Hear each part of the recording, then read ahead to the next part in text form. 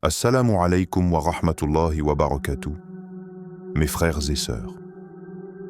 Aujourd'hui, j'aimerais te parler d'un zikr que peu de gens connaissent, mais qui, lorsqu'il est pratiqué avec foi et constance, peut devenir une porte immense vers la subsistance, vers la baraka, et parfois même vers une forme de richesse insoupçonnée.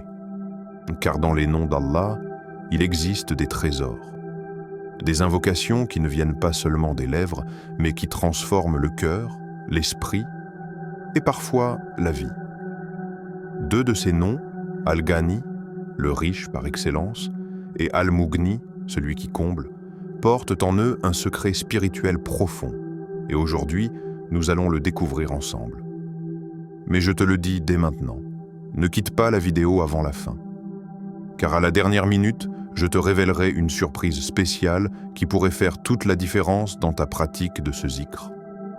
Et si ce contenu t'apporte de la lumière, n'oublie pas de mettre un pouce bleu pour soutenir cette œuvre, t'abonner à la chaîne Parole du Prophète pour ne rien manquer des prochains rappels, et surtout de commenter « Ya Ghani, Ya Mughni ». Je me confie à toi, Ya Allah, si tu veux faire de cette vidéo un acte de foi. Dis-moi sincèrement, est-ce qu'il t'est déjà arrivé de te lever tôt, de travailler dur, de faire ce qu'il faut, et pourtant, rien? Tu fais les efforts, tu respectes les règles, tu pries à l'heure, tu fais des invocations, et malgré tout, les choses semblent stagnantes. Tu avances, mais comme dans une eau boueuse, tu bouges, mais comme si le vent soufflait toujours dans le mauvais sens. Et là, un doute te traverse. Est-ce que le problème vient de toi? Est-ce que tu fais quelque chose de mal? Est-ce que ton destin est bloqué? Mais si je te disais que la baraka, cette bénédiction invisible, cette abondance subtile, ne dépend pas que des actes extérieurs? Et si je te disais que parfois, ce qui te manque, ce n'est pas plus d'efforts, mais plus de reliance sincère à celui qui détient la richesse absolue? Parce que dans cette vie, on t'a appris que la réussite dépend du travail, c'est vrai. Mais on oublie souvent de t'apprendre que le cœur doit précéder les mains. Tu peux avoir un projet parfait, une stratégie bien pensée, un compte bancaire structuré, mais si la reliance à Allah n'est pas enracinée, alors tout cela reste vulnérable. Pense-y. Combien de gens dans ce monde ont tout tenté, ont investi, ont persévéré, et pourtant rien n'aboutit? Et combien d'autres, avec peu de moyens, mais un cœur accroché au Tout-Puissant, voient leur vie se transformer sans même comprendre comment. Il y a quelque chose que la logique ne peut pas expliquer. Un lien invisible entre toi et ton Créateur. Une lumière qui descend dans ta vie quand tu t'en remets à lui, totalement, sincèrement. Une clarté dans les décisions, une facilité dans les affaires, une paix même dans les périodes difficiles. Et c'est là que le vrai travail commence. Non pas seulement dans l'action extérieure, mais dans cette disposition intérieure qui dit « Ya Allah, je sais que toi seul donnes. Et même si je plante la graine, c'est toi qui fais tomber la pluie. » Peut-être que ce que tu cherches depuis tout ce temps n'est pas à l'extérieur. Peut-être que ce n'est ni un nouveau projet, ni un coup de chance, ni une solution miracle, mais juste un retour simple à Al-Ghani, celui qui n'a besoin de rien, mais de qui tout dépend. Ce rappel n'est pas juste une simple information à écouter, c'est une invitation à une transformation intérieure. Tu vas y découvrir quelque chose de rare, quelque chose qui peut sembler simple, mais qui a touché profondément ceux qui l'ont pratiqué avec foi. Deux noms d'Allah, deux paroles. Et une méthode spirituelle qui, si elle est appliquée avec sincérité, peut changer bien plus que ton compte bancaire. Peut-être que tu es venu ici en pensant entendre un simple zikr, mais ce que tu vas entendre, c'est une porte vers une autre façon de vivre la foi. Une façon plus ancrée, plus vivante, plus active. Car l'islam n'est pas une religion de l'attente, de la passivité ou de la plainte. C'est une religion d'action, mais une action connectée au divin. Dans ce rappel, tu vas comprendre 1. Le sens profond de deux noms sublimes d'Allah, pas seulement une traduction. mais une plongée dans le sens, dans la réalité divine qu'ils contiennent. Al-Ghani, le riche, absolu, celui dont l'abondance est sans fin. Al-Mughni, celui qui enrichit, qui comble, qui donne indépendance. Tu découvriras comment ces deux noms ne sont pas que des mots à répéter, mais des clés spirituelles qui ouvrent les portes de la subsistance. 2. Une méthode spirituelle simple, mais prophétique. Ce n'est pas une invention ni une technique ésotérique. C'est une routine inspirée du modèle prophétique. Prière, purification, dhikr, invocation. Mais dans un ordre précis. Avec une intention précise, tu verras que ce n'est pas la quantité qui compte, mais l'état de ton cœur quand tu t'adresses à Allah. 3. Un zikr à pratiquer pendant 7 jours, oui, seulement 7 jours. Mais 7 jours de régularité, de présence, de silence intérieur. 7 jours pour retrouver un lien que tu avais peut-être oublié. 7 jours pour expérimenter la constance spirituelle et voir ce qu'Allah peut déposer dans ta vie quand tu persévères pour lui. 4. Une spiritualité connectée à l'action. Car on ne t'invite pas ici à t'asseoir et attendre. On t'invite à agir, mais avec ton cœur tourné vers le ciel. On t'invite à invoquer, mais sans oublier de donner, de partager, de purifier tes biens. On t'invite à croire, mais aussi à semer, à t'investir, à t'élever. Et à la toute fin, oui, à la toute fin de cette vidéo, une surprise t'attend. Un dernier conseil. Un dernier geste, simple mais fort, qui pourrait sceller cette pratique et en faire le début d'un nouveau chapitre dans ta vie. Alors ne décroche pas. Chaque seconde compte. Parce que Allah regarde pas seulement ce que tu fais, mais avec quelle intention tu écoutes. Imagine. Il est tard. La maison est silencieuse.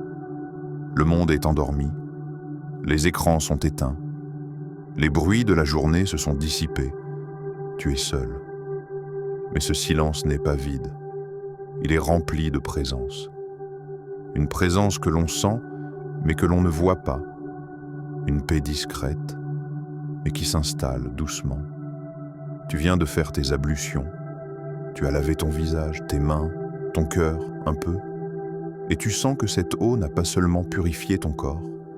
Elle a effacé quelque chose d'invisible. Le poids de la journée, les doutes, les inquiétudes que tu traînais sans même t'en rendre compte. Tu t'assois, pas devant un écran, pas devant un téléphone, mais devant Allah. Et là, tu lèves les mains. Pas pour demander encore une fois, comme on le fait parfois machinalement. Mais cette fois, c'est différent. Tu ne formules pas de longues demandes, tu ne prépares pas de discours. Tu dis seulement « Ya Ghani, Ya Mughni, ô toi, le riche, ô toi, celui qui comble les cœurs vides et les mains fatiguées », tu le dis doucement, peut-être même en chuchotant, comme si tu n'osais pas élever la voix devant une majesté si grande.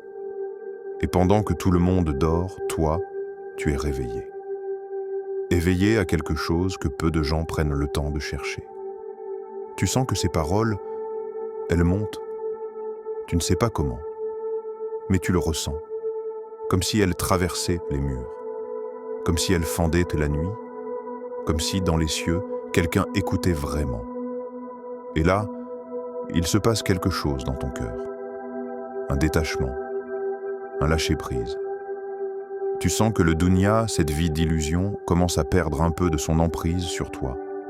Tu n'es plus tendu, tu n'es plus accablé par ce que tu n'as pas. Car à cet instant, tu n'as pas besoin d'avoir, tu as juste besoin d'être. Être là, présent, relié, sincère.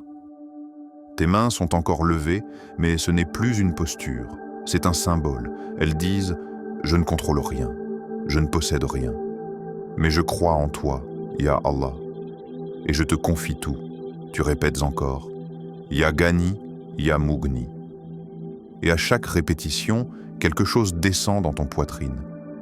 Pas un bien matériel, pas une somme d'argent, mais un apaisement, une certitude douce que la richesse n'est pas qu'une question de pièces ou de chiffres, mais d'équilibre intérieur, de confiance en ton Seigneur, de sérénité profonde.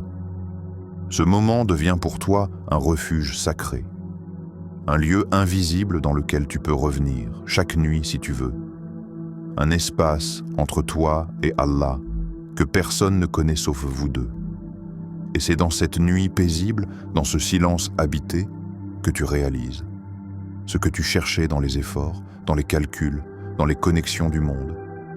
Tu viens de le trouver ici, dans un rappel discret, entre deux souffles, au creux d'un cœur ouvert. Ya Ghani, Ya Mughni. Et tu continues. Pas parce qu'on t'a dit de le faire, mais parce que maintenant, tu sais pourquoi tu le fais.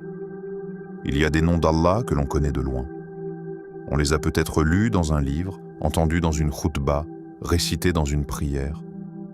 Mais il y a une différence immense entre réciter un nom et le vivre. Aujourd'hui, je veux t'inviter à plonger dans deux noms sublimes d'Allah. Pas juste pour les comprendre, mais pour les ressentir, les porter dans ta vie, les goûter avec ton cœur. Al-Ghani, le riche, le suffisant par lui-même, celui qui n'a besoin de rien, mais de qui tout dépend. Quand tu dis « Ya Ghani », tu t'adresses à celui dont la richesse est absolue. Pas une richesse matérielle, limitée ou conditionnelle, mais une richesse infinie qui ne s'épuise jamais. Il n'a besoin ni de toi, ni de moi, ni de l'univers, mais toi, moi, tout ce qui existe, dépendons de lui. Le prophète disait « Ô mes serviteurs, si le premier d'entre vous et le dernier, les hommes comme les djinns, étaient tous les plus pieux, d'entre vous, cela n'augmenterait en rien mon royaume. » Hadith Qudsi, Muslim. Tu comprends? Tu pourrais jeûner toute ta vie, prier 1000 fois par jour, cela ne ferait rien augmenter chez lui. Et pourtant, il te donne, par amour, par miséricorde, pas par besoin. Alors quand tu l'invoques en disant « Ya Ghani », tu reconnais que tout ce que tu cherches dans les poches des gens existe déjà dans les trésors d'Allah. Tu n'as plus besoin de courir après les portes humaines parce que tu as enfin compris qui détient les clés. Al-Mughni, celui qui enrichit, celui qui comble, celui qui rend indépendant des autres. C'est un nom plus intime, plus personnel, parce qu'il s'adresse à ton besoin, à ta pauvreté, à ton vide. Il parle à ce manque que tu ressens parfois, dans l'argent, dans les émotions, dans la foi, dans la reconnaissance. Et quand tu dis « Ya Mughni », tu demandes à Allah non pas juste de donner, mais de combler ce vide, de t'enrichir de l'intérieur, de te rendre autonome, d'alléger ta dépendance aux causes, tout en agissant avec sagesse. Il y a des gens qui ont de l'argent, mais qui sont pauvres en paix, et d'autres qui ont peu, mais qui sont riches de confiance, d'amour, de dignité. Et tout cela, c'est Al-Mughni qui l'accorde. Quand tu l'invoques, tu dis à Allah « Donne-moi ce qui me suffit, pas ce qui m'égare ». Tu ne demandes pas la richesse qui écrase, qui aveugle, qui divise. Tu demandes la richesse qui purifie, qui élève, qui rapproche de lui. Et c'est là que ce zikr prend tout son sens. Entre Al-Ghani, celui qui possède tout, et Al-Mughni, celui qui choisit à qui donner, tu te places, humble, sincère, entre ses mains, et tu attends avec confiance, non pas un miracle, mais une sagesse divine à l'œuvre dans ta vie. Ce que tu t'apprêtes à découvrir, ce n'est pas juste un rituel à suivre. C'est un chemin de retour vers Allah, balisé par des gestes simples, mais puissants. Un programme de 7 jours, accessible à tous, mais qui, s'il est fait avec sincérité et présence, peut renouveler ton lien avec ton Créateur et transformer ta perception de la subsistance. Premier. Commence par l'ablution, wudu. Avant tout, purifie ton corps. Mais rappelle-toi, l'eau ne nettoie pas que la peau. Elle nettoie aussi le cœur, si l'intention est là. Quand tu fais ton wudu, visualise que tu enlèves aussi la fatigue, les doutes, les distractions. Entre dans ce moment comme tu entrerais dans un lieu sacré, parce que c'est exactement ce que tu fais. 2. Accomplis 2 unités de prière, rakat. Dans chaque raka, récite Sourate Al-Fatiha, le cœur du Coran, puis Sourate Al-Ikhlas, mais 3 fois. Pourquoi Al-Ikhlas 3 fois? Parce que selon les paroles du prophète, elle équivaut à 1/3 du Coran. Elle est courte, mais elle est immense. Elle est simple, mais elle proclame l'unicité d'Allah avec une force que rien ne surpasse. À travers ces 2 unités, tu ne fais pas qu'une prière. Tu déclares ta foi, tu réalignes ton cœur, tu prépares ton âme à la suite. 3e. Après le salam, engage ton cœur dans l'invocation.